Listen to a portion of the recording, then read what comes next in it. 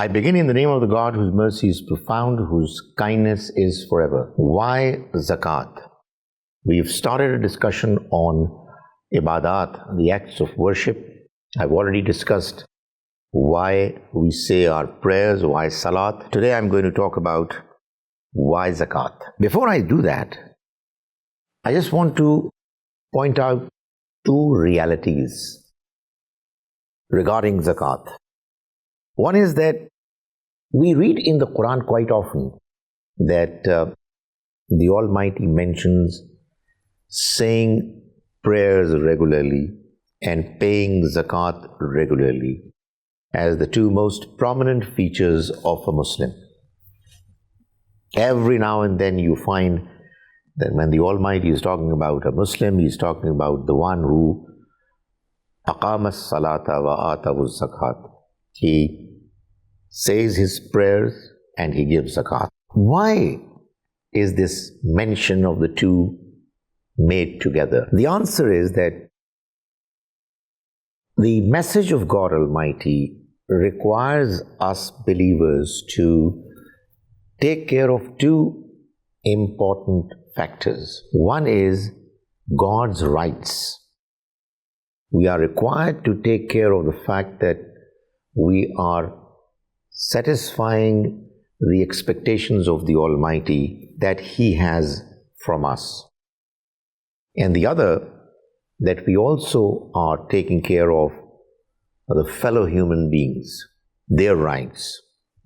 Although it's true that all rights are the rights of God, whether they are of fellow human beings or God Himself. But the fact of the matter is that from a practical point of view, there are two different expectations that have been made on us. Salat, formal prayer, represents the rights of God. And Zakat, when we pay it regularly, it is taking care of a very prominent requirement, expectation of rights of fellow human beings.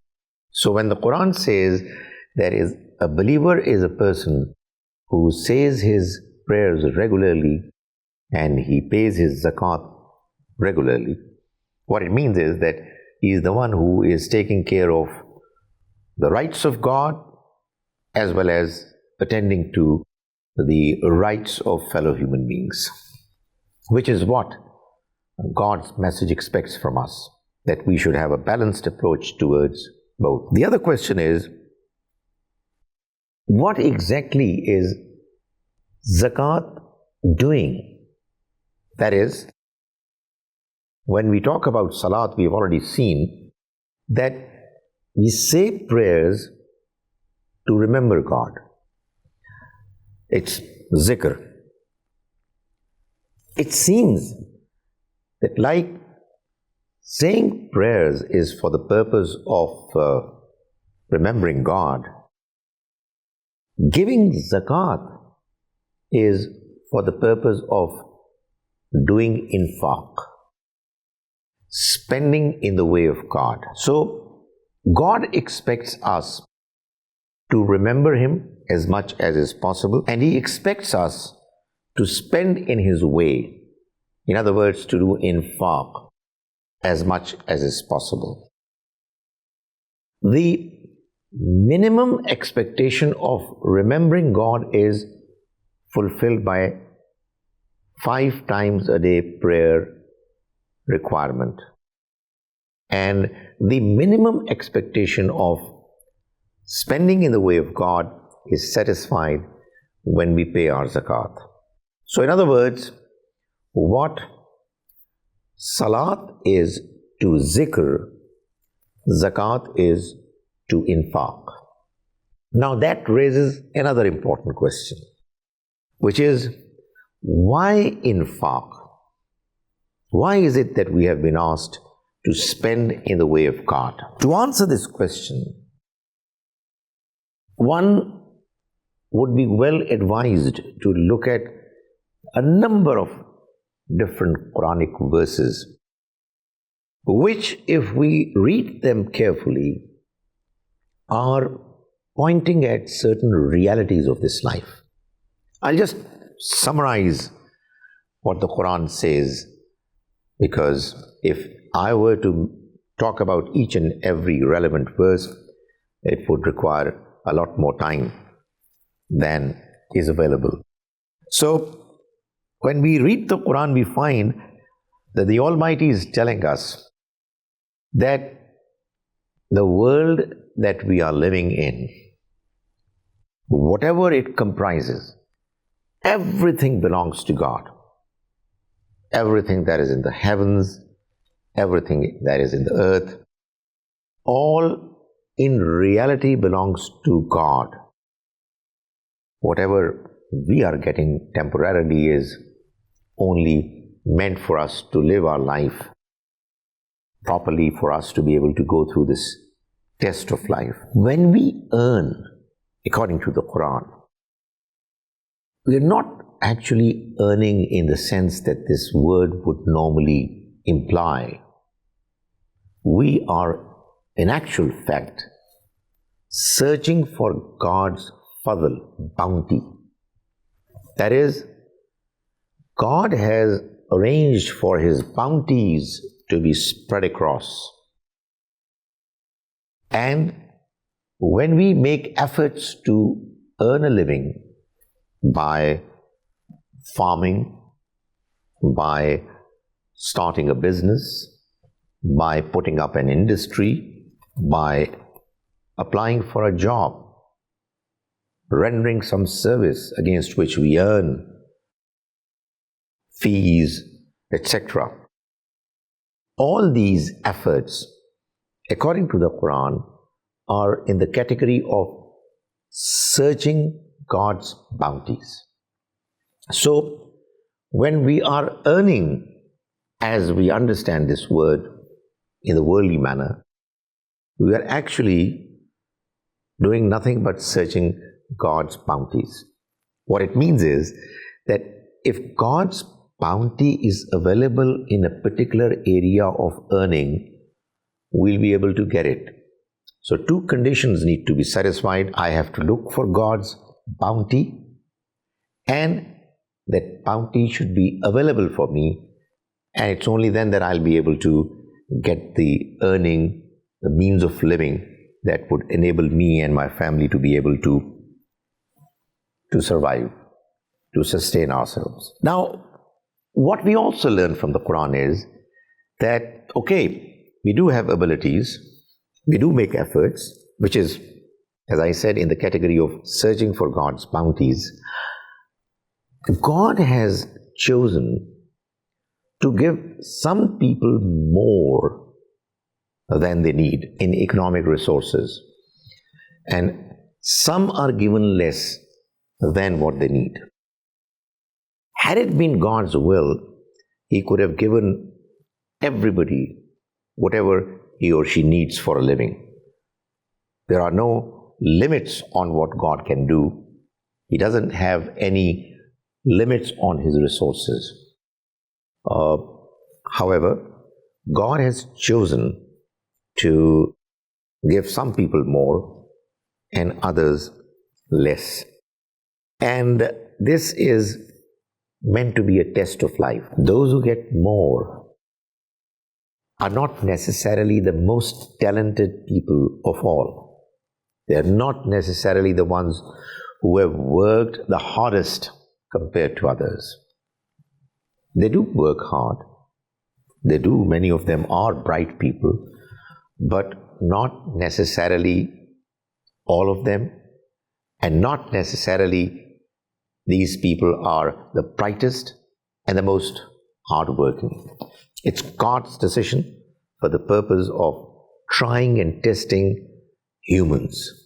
How? Those who have been given more are being tested as to whether they are thanking God enough and they are sharing some part of their wealth with those fellow human beings who are getting less. And those who are getting less are being tested in that they are expected to be patient, to not be greedy, to continue to have faith in God, and to strive to find means of living, to live decently with dignity, despite their difficulties. Now, in God's scheme, there is a portion that He has kept for the poor, the deprived, in the wealth of those who are wealthy. They have earned, but they have not earned themselves. They have searched for God's bounties. God made available for some people more of His blessings and bounties than for others. And the idea is that He expects those who are wealthy to share some part of their wealth with those who are deprived and are poor. And they should realize that this is God's scheme, and therefore they ought to do it as a matter of obligation.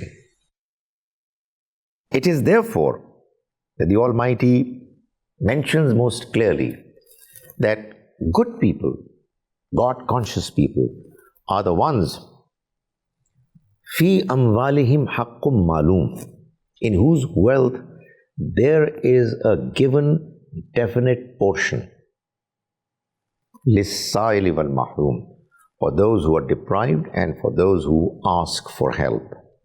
So in other words, the wealth that the wealthy people possess, their wealth which belongs to the Almighty alone, who enabled them to be able to earn it.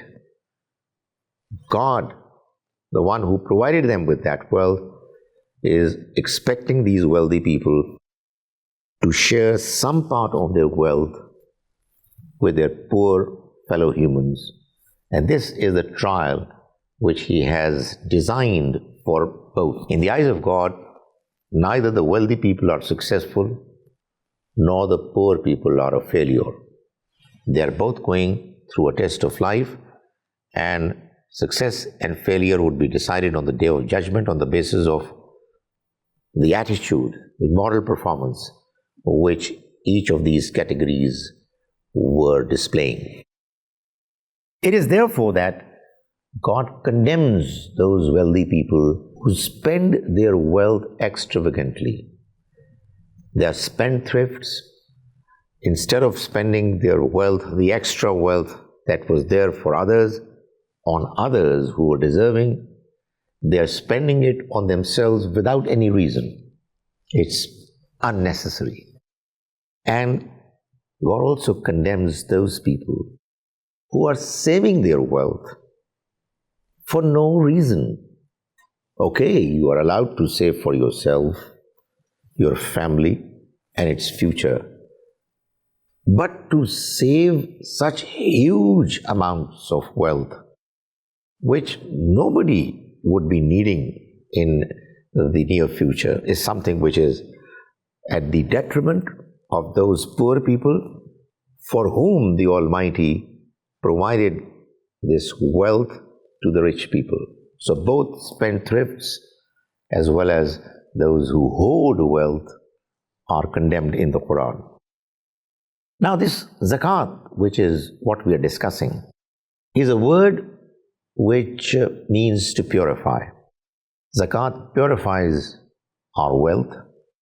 Zakat purifies our feelings, our obsessive attachment to this worldly life. Zakat purifies the negative feelings that exist between the haves and the have-nots. So when those who are rich, they spend on the poor, those feelings are removed and they take care of each other and have positive attitude towards one another. The law of zakat says that if you have a wealth which you are not using for any purposes, it's just there, dormant, then every year, and a day has to be decided for it, 2.5% of that wealth, its value, is to be deducted and considered as zakat, which could be spent either immediately or in the entire subsequent year.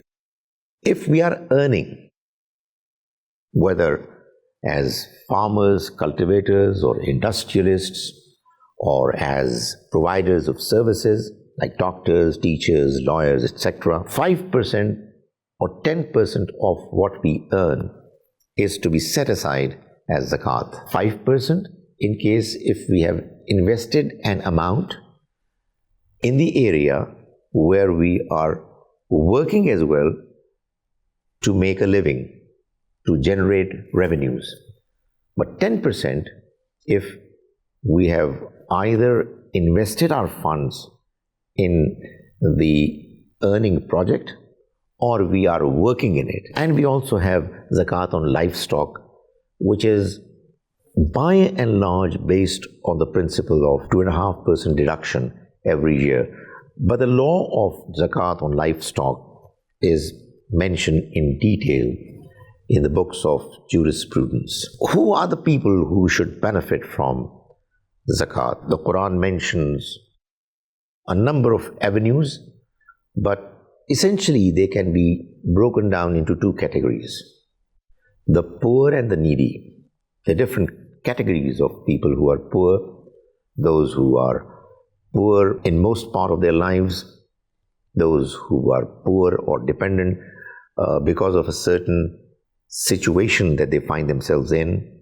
They are traveling to a place where they are helpless, they are resourceless, or something has happened to their business all of a sudden that has caused them to become poor, etc. The same zakat funds were also required to be spent on emancipating the slaves. And obviously, some similar categories of people can also be helped through zakat. The other category of the possibilities of spending zakat are the category of helping out God's message to be spread across. God says, you spend fi sabilillah, in the way of God. The way of God is the way of God's message, the way of God's religion. So if there are any structures that are to be erected for the purpose of enabling people to worship God, if there are any activities undertaken for enabling fellow humans to come close to Islam, or the Muslims to learn more about God's message, zakat funds can be spent on this particular avenue as well. Zakat is a tax. It's a religious tax in that it has to be paid. You cannot escape from paying it. However, it's a religious obligation. So it's a form of an act of worship. Now, once a Muslim pays zakat, he need not pay anything to the rulers, because the expenditure of the rulers and what they do for the purpose of enabling the society that they are at the helm of the affairs of, zakat funds are meant for those very purposes. So if a person has paid zakat, he doesn't need to pay anything to the state or the rulers. However, we know that that possibility is not there, because the state authority, the rulers are going to take out taxes from people, from their citizens forcibly. So if that's the case, then on the one hand, a Muslim should calculate his zakat properly, carefully, and on the other hand, he or she should pay the taxes as well.